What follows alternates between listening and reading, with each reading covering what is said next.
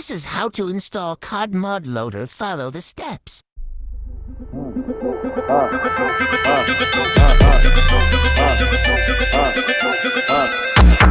man, I chat.